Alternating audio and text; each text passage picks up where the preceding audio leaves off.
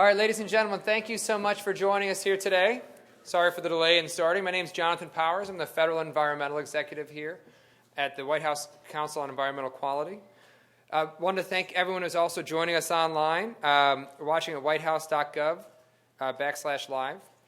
We are honored to have you here to honor an accomplished group of veterans who have been champions of change, Iraq and Afghanistan veterans who are advancing clean energy and climate security. And so I want to start off with a little personal story and why, for me, this is incredibly important.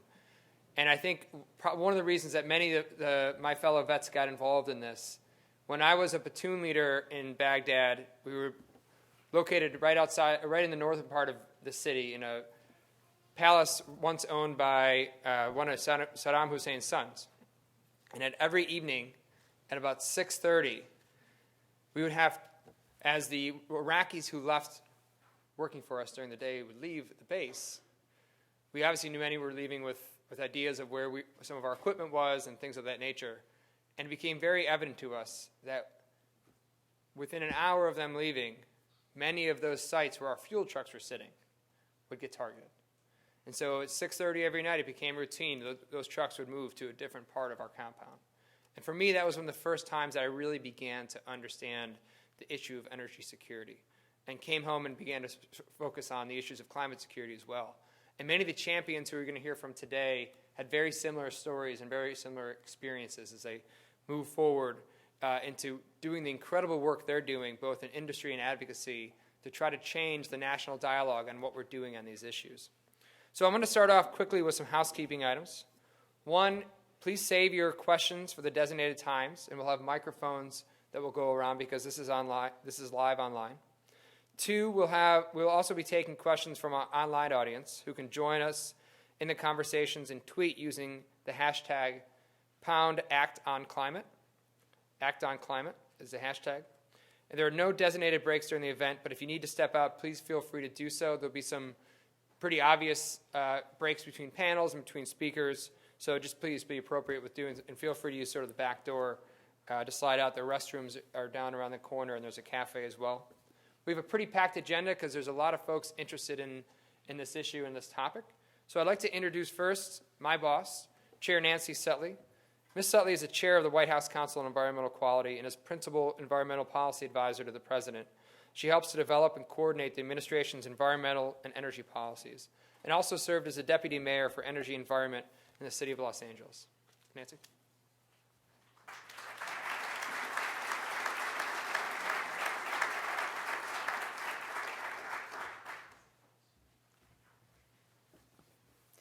Thank you so much, John, and a big welcome to all of you who've joined us here today and all of you online. And thank you so much for joining us today to honor these remarkable Iraq and Afghanistan veterans who are leading clean energy and climate security leaders and doing incredible things. And thank you especially to our champions of change, and thank you very much for your service, and to all of you for your service. I want to say that we're just so honored to have them here today, to have this opportunity to recognize their incredible work, these champions of change, and to hear their stories. I also want to extend a special thank you to all the organizations that helped make this event possible by nominating champions, by supporting their participation, and by organizing some outside engagement opportunities for them while they're here in Washington. And a special thanks to the Truman National Security Project and to their executive director, Mike Breen, who's here with us. The president certainly recognizes that climate change and clean energy are not just environmental issues, they're not just economic issues, they're national security issues as well. And nobody knows that better than those of you who've been on the front lines. Taking smart steps today to reduce carbon pollution, to invest in clean, efficient sources of energy, and to prepare for the impacts of climate change are economic and security imperatives for the United States. At home, we are already experiencing the impacts of climate change on our families and our businesses and our communities, whether it's stronger and more frequent storms, droughts, wildfires, that damage homes and livelihoods, that knock out electric grids, and heat waves that worsen smog levels and contribute to asthma attacks. And other countries, all countries, are contending with these issues as well. And no country can meet this challenge alone. And that's why it's so important for the United States to couple action at home with leadership internationally. So this past June, the President laid out his comprehensive plan to cut carbon pollution and to move our economy toward American-made clean energy sources, to prepare our communities for the impacts of climate change, and to lead international efforts to address this global challenge. As the President made clear, we have a moral obligation to our children and to future generations to ensure that we don't leave them a planet that's polluted and damaged. The President's climate plan includes a series of steady and responsible steps to address climate change, including new rules to limit carbon pollution from power plants. Today, we already have limits in place for arsenic and mercury and lead from power plants, but we don't have any limits on how much carbon pollution our power plants release. Modernizing our power plants by equipping them with the latest technology to reduce carbon emissions will ensure that the United States remains competitive with other countries and move our economy towards cleaner, more efficient sources of energy. These steps will spark the sort of innovation that drives economic growth and creates good-paying jobs here at home. Building a cleaner and more secure and more efficient energy future has been a priority for the administration since day one. We've already met the goal that the President laid out in 2008 to double renewable energy generation in this country. And to build on this progress, the President has pledged to double our generation from wind, solar, and geothermal sources again by 2020. With the support of the auto industry, we have also put in place the toughest fuel economy standards for vehicles. These standards will cut carbon pollution from our cars in half by 2025 and save the average driver more than $8,000 at the gas pump. As we take these and other important steps to reduce energy use and to cut pollution, we must also prepare for the impacts of climate change that are already being felt across the country. Many state and local leaders have been on the forefront of building climate resilience in their communities. Last Friday, the President announced a task force of governors and mayors and tribal leaders from across the country to advise the administration on how the federal government can respond to the needs of communities nationwide that are dealing with climate impacts.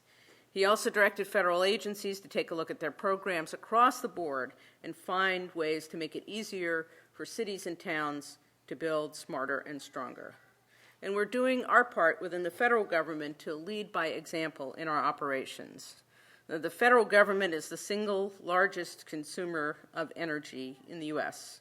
And maybe across the world. And within that, the Department of Defense is the largest consumer of energy within the federal government. Now, the federal government overall has about 500,000 buildings. We have 1.8 million civilian employees who come to work, commute to work every day. We have a fleet of over 600,000 vehicles and annually purchase billions of dollars of goods and services. So taking steps to increase the energy efficiency and the sustainability of federal operations is responsible leadership and responsible stewardship of taxpayer dollars. In 2009, the President set aggressive sustainability targets for federal agencies, and right now we're on track to reduce the federal government's greenhouse gas emissions by 28% by the year 2020 and save up to $11 billion in energy costs. And the Department of Defense has shown tremendous leadership in this area. Each service has set a goal of deploying 1 gigawatt of renewable energy for a total of 3 gigawatts by 2025. And they're partnering with leading experts in the private sector to achieve this goal. Let me mention an example, which is the Army Net Zero Initiative, in partnership with the Department of Energy, with the EPA, the General Services Administration, and with the National Renewable Energy Laboratory. The Army is using proven sustainability practices and innovative technologies to manage energy, water, and waste at Army installations. Since 2010, the Army Net Zero Initiative has transformed 17 installations into model communities of sustainability through achieving net zero energy, net zero water, or net zero waste. So that's a little bit of an overview of some of the ways that the administration has been working to support healthy and prosperous communities, to advance our energy security and build a clean energy economy for the 21st century. But we know that the real leaders are people here today, and we are here to honor you as champions. In answering our nation's call to service, many of you saw firsthand how the challenges of a changing climate and of energy availability can affect the safety and effectiveness of our troops and our national security. Our armed services members must confront challenges that range from the dangers and logistical complications of transporting vital energy supplies to international security concerns that can result from the changes in climate patterns and natural resource availability. And after returning home from service, many veterans are putting these experiences to work, using their specialized skills to advance energy efficiency and renewable energy, to make our communities more resilient to the effects of climate change, and to improve our nation's energy security. These efforts help make our troops, our communities, and our country safer and stronger. So to the champions here today, we thank you for your leadership, and we look forward to hearing more from you in just a few minutes. With that, I'd like to ask our champions of change to rise and be recognized as I call your name. And please hold your applause until all the champions have been named. So first, Avi Jacobson, Senior Sustainable Energy Coordinator for the Washington State Housing Finance Commission. Joe Knott, Director of Military Partnerships at the Compatible Land Foundation. Drew Sloan, Sales Director at Opower. Joseph Kopser, CEO and co-founder of Ride Scout. Dave Belote, Vice President of Federal Business at Apex Clean Energy. Elizabeth Perez Halprin, President and founder of GC Green Incorporated.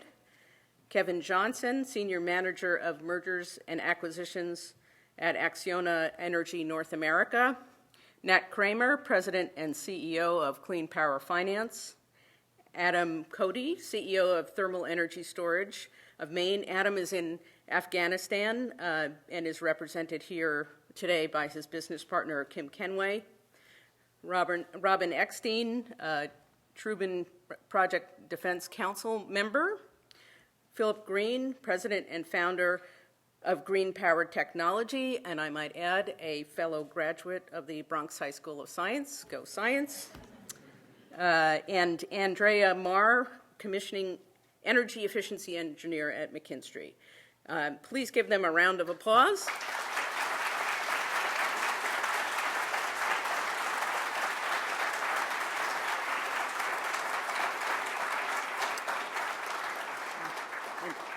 And thank you, all of you, again, for your incredible work. We will hear more from you in just a few moments, and we really look forward to hearing your stories. So you can have a seat. We won't make you stand the whole time, although I think you're all good at standing at attention. But first, it's really my great honor to introduce our next speaker, and that's Dennis McDonough, the President's Chief of Staff. Prior to serving in this role, he served as Deputy National Security Advisor, and it is a great honor to have him here today to share a few words with you. Thank you.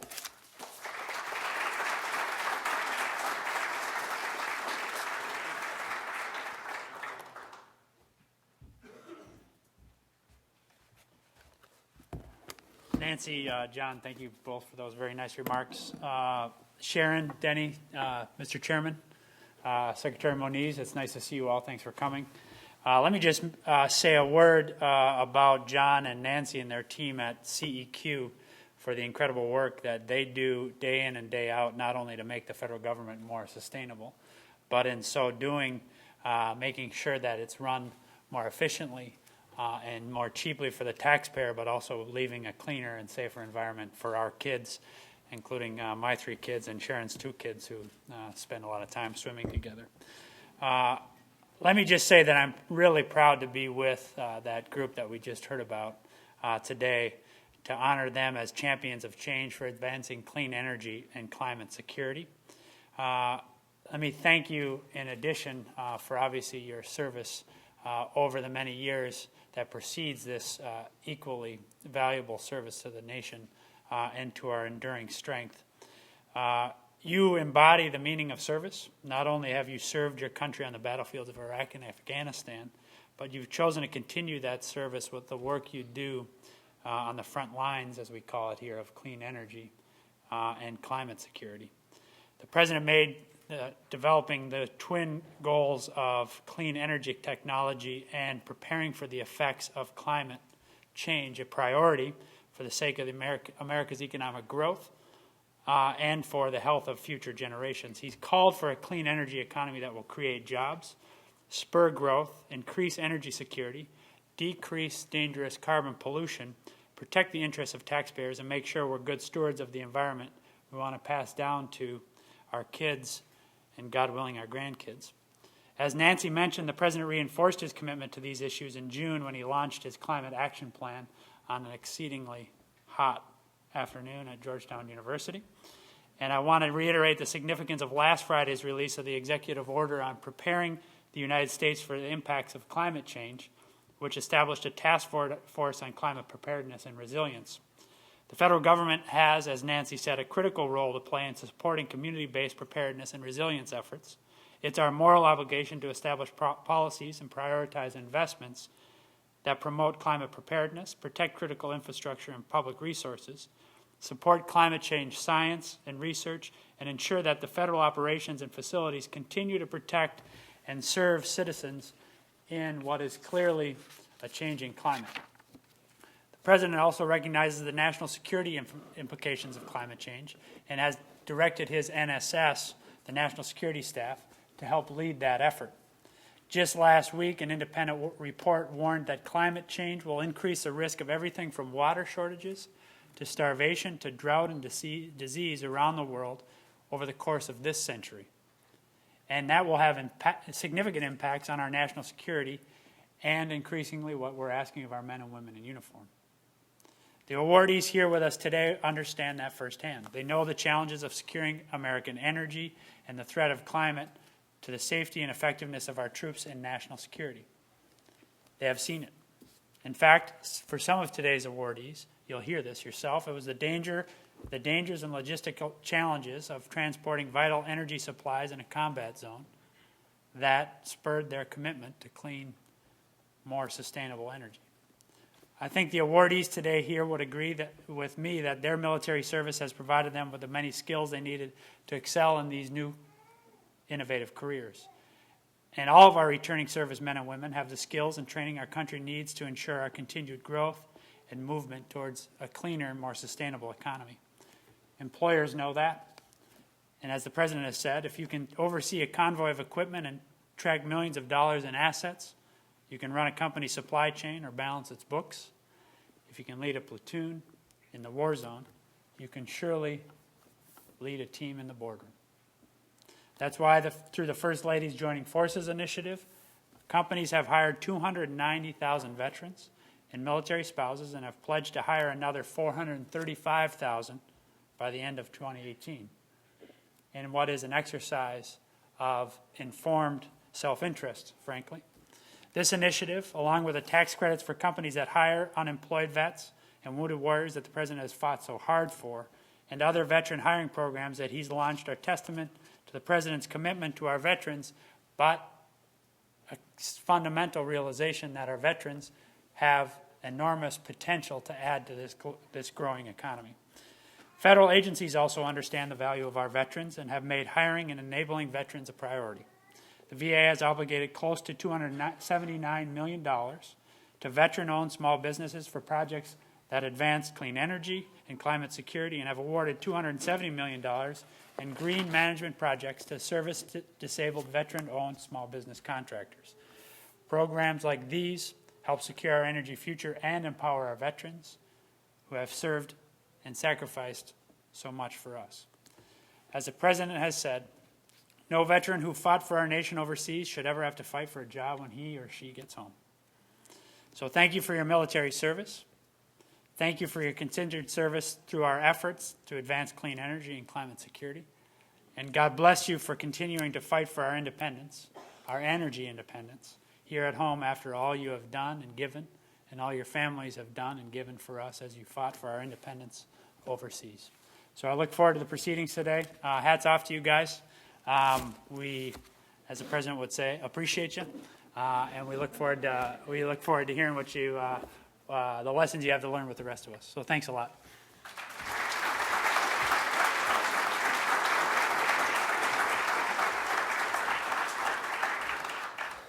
Thank you, sir. And so before moving on to the next speaker, I wanted to take a quick second and ask a question. Obviously, we've got a great group of champs today, but we also have a great group of government leaders, NGO leaders, private sector leaders. And so if you are a veteran or have served or are currently in uniform, just please raise your hand. I think if you look around, we've got a pretty incredible, that includes you, Senator Warner.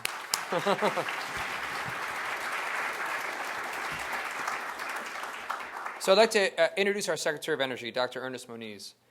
He implements the President's all-the-above energy strategy, promoting American leadership in science and clean energy technology. The Department of Energy's mission is to support the President's goals in growing our economy, enhancing our security, protecting the environment.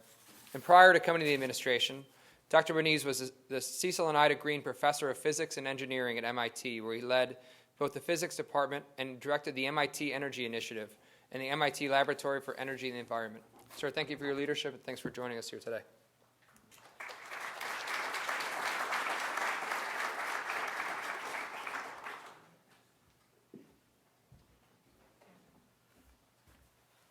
Well, thanks, John, and also I want to thank Nancy for not only for what's happening today, but for our partnership in trying to move clean energy and energy efficiency forward. All our distinguished guests, Senator Warner, my friend from nearby in our childhood, Denny McGinn, but especially our honorees. It's an honor really to be here to be able to talk with you. As John mentioned, I not so long ago was at MIT, and I have to say there we had also many interesting intersections of energy and the military at various levels.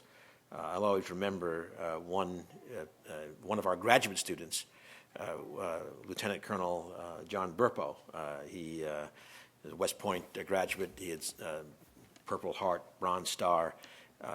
Came back as a PhD student in biomolecular materials, and he often talked about bridging the military and academic environments at that level, and noted how he was looked at a bit askance sometimes in the military, coming in with his master's degree in biomolecular materials, and then at MIT was viewed as the guy who did bad things to bad people.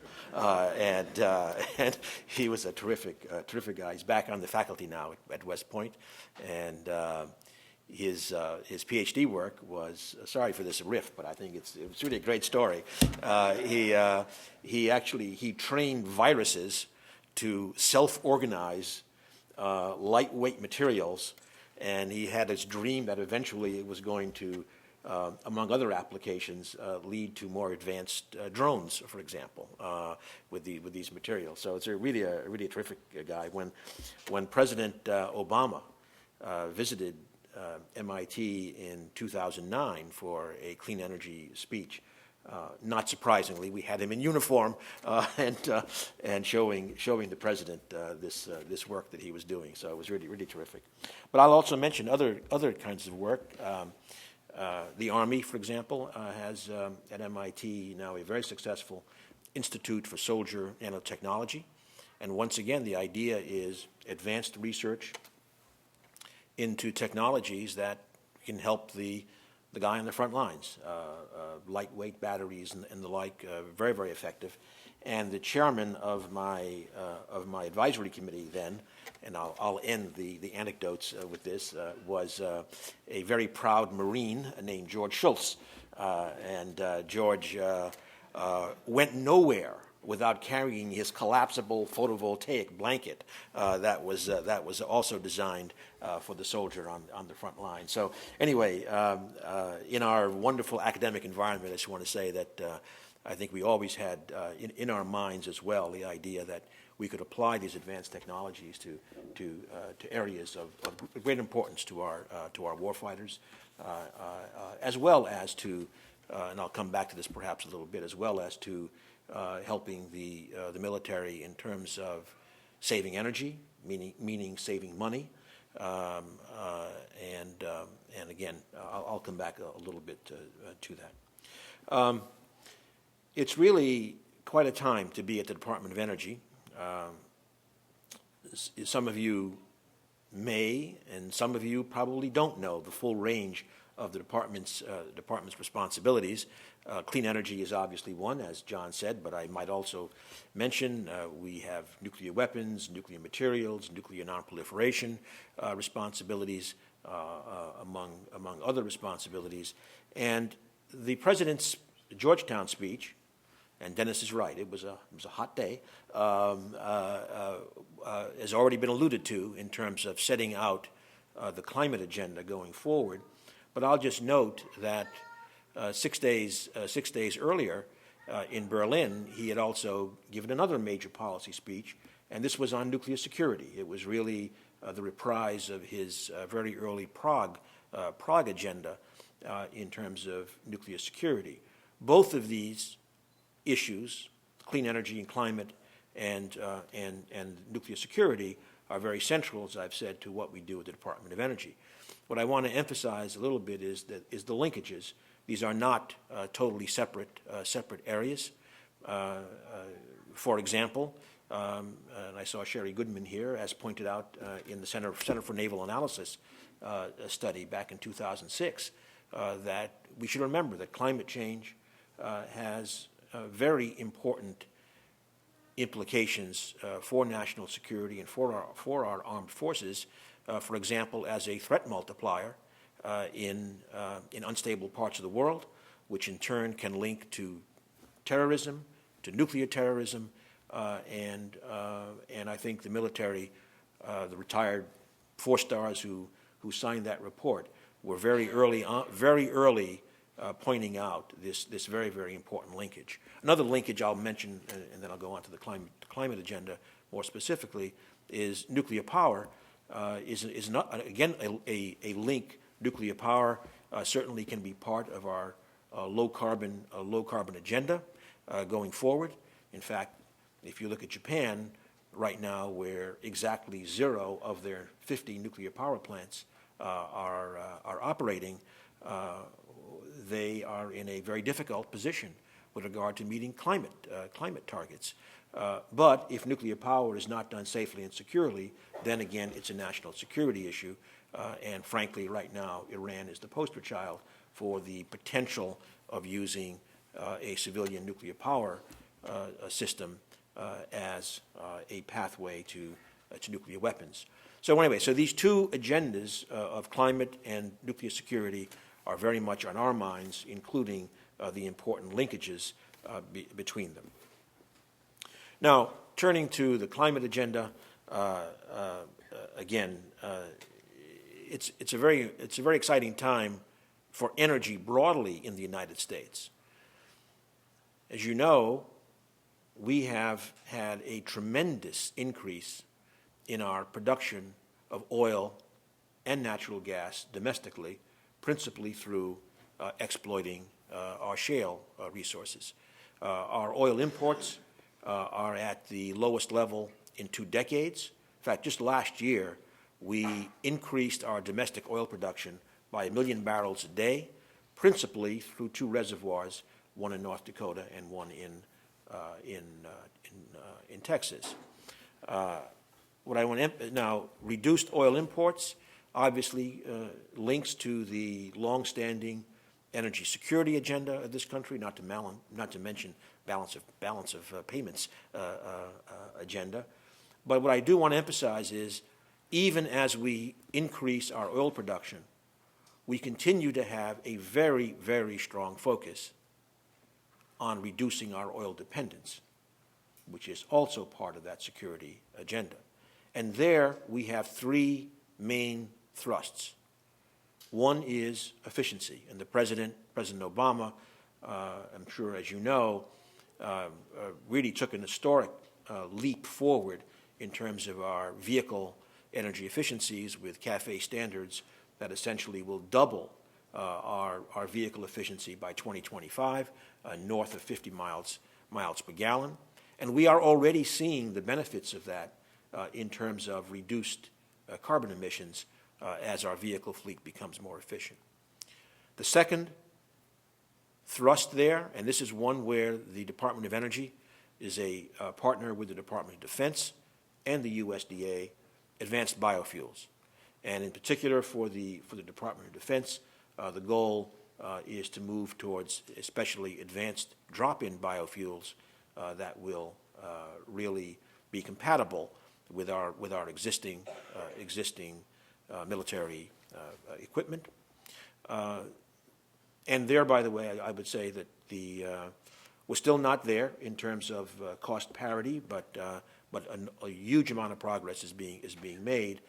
And this is the decade where, in fact, our innovation, I believe, will be paying off in terms of cost competitiveness of many of the clean energy technologies that we are developing. The third thrust area in terms of reduced oil dependence is electrification of vehicles. And there, again, we are making, I think, more progress than is generally recognized when people look up. This year, we are likely to hit 100,000 electric vehicles in this country, doubling of last year. And it doesn't take too many more doublings for this to actually make a very, very significant difference. So that's one part of our energy picture. As I mentioned, natural gas production way up. We have reclaimed our position as the world's #1 producer of natural gas. It's ironic that only a few years ago, people were talking and people were investing in the enormous LNG import infrastructure that we were going to be requiring, and now the issue is how do you convert those into export facilities to send natural gas to other places. And I want to mention that that has economic benefits, of course, but we should not overlook things like the geopolitical implications. For example, I was in Japan until Saturday, and there, with their at least temporary turn-off of the nuclear fleet, they are, of course, desperate for natural gas, very, very interested in American natural gas because of our pricing structure. And we should remember, Japan, even in its difficult times post-Fukushima with no nuclear, has been, as is generally the case, a very strong ally, for example, in turning down their oil imports from Iran. So these have clean energy and geopolitical implications. And in the United States, the substitution of natural gas, which is low priced, for coal, has accounted for half of our CO2 reductions. And since the President announced in 2009 our goal of a 17% reduction in CO2 emissions, we are halfway to that goal in less than 5 years. And again, natural gas, big part of that. Now, of course, as already mentioned, our strategy is all of the above. And besides those that I've mentioned, nuclear power remains another area that we are emphasizing, in particular with some novel technology for so-called small modular reactors that we hope will have tremendous promise for deployment in the U.S. and other places. But of course, the renewable and efficiency agenda, very, very, very, very critical. And here, I would refer you all to a small document called Revolution ... Now that we have on our website. I put it there about 2 months ago. And there are four figures which tell the whole story, and I invite your attention to those. The thesis of revolution ... now is that there remains in many parts of the energy dialogue still this idea that renewables are and always will be 5 or 10 years away. We are saying, look up, things are changing. We think the revolution is coming now, driven by dramatic cost reductions in these technologies. So what you will find in this little document, four figures: one for wind, one for PV, one for LEDs, and one for electric vehicle batteries. And all the curves, all the figures have two curves. One is, and these are just data, cost reduction. Impressive. In 5 years, LEDs, for example, 85% cost reduction. PVs, and we can argue over what component of this might be an oversupply, glut, et cetera, but the fact is photovoltaic modules for 75 cents a watt. Even electric vehicle batteries, a factor of 60% reduction in cost in 5 years. Still expensive for the mass market, but dramatically decreasing, certainly to the place where things like plug-in hybrids, suddenly the batteries don't look to be such a big obstacle. And of course, if you got $60,000, $75,000, you can get a great Tesla, and that is one hell of a performance car. So it's a different business model from the Volt, shall we say? So one curve in each of these figures is this dramatic cost reduction. The other curve is the concomitant, incredible rate of increase of deployment. So these deployments are really coming, and again, my statement that the revolution is now. We think we are storming the barricades. Comes from when you see the large incumbent energy companies paying attention as to how their business models are being challenged by the deployment of these technologies. A clear example is what you see going on in many states today with regard to utilities, distributed photovoltaics, and net metering. Without taking sides, there are clearly issues on both sides of that argument. But the fact is, the business model is being challenged by a combination of deployment of clean energy and the results of efficiency and conservation, which have the use of electricity essentially flat in this country. So that's some of what's going on. I'm getting paged. Well, let me say a few more words, if I may, about the DOE-DOD partnership. There are many aspects. I've alluded to some of them already, but I do want to mention particularly emphasis in training, in the role that many of our veterans are playing in the energy arena and can play.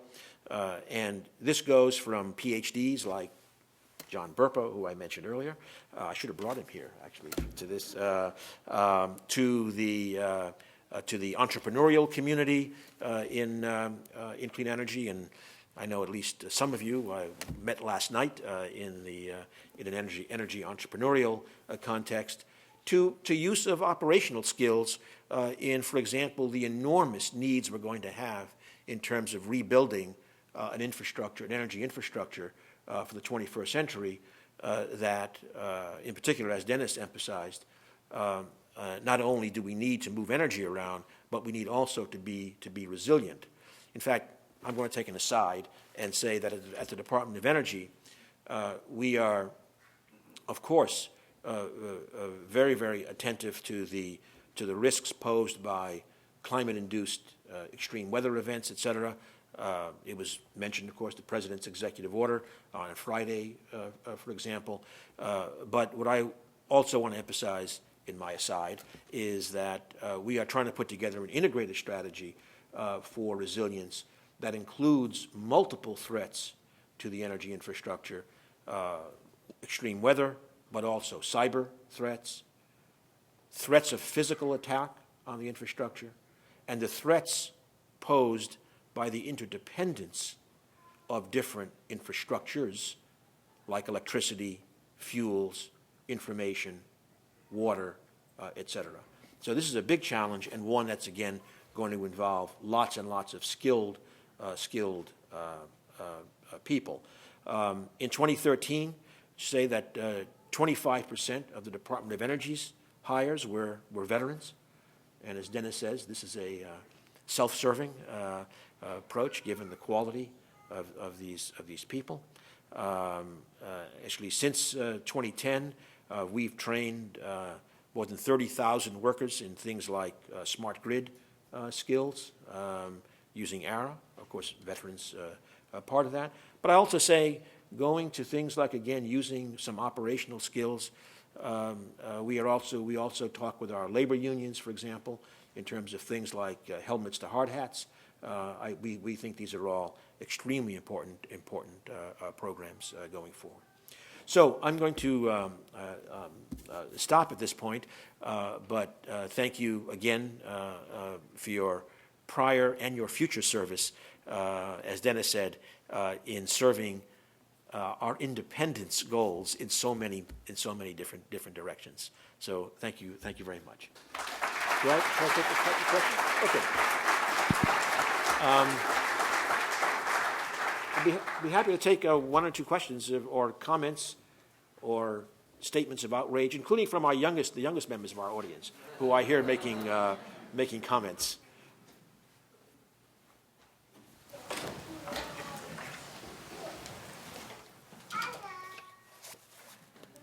Morning, Mr. Secretary. Can you compare the politics of being on the MIT faculty with the politics of your current position? As Henry Kissinger said, there's nothing more vicious than faculty meetings because the stakes are so small.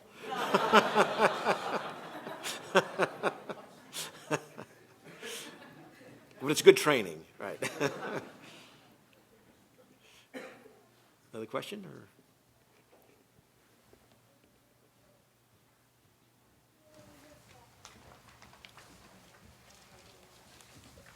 Then in the back. Okay. Yes, good morning.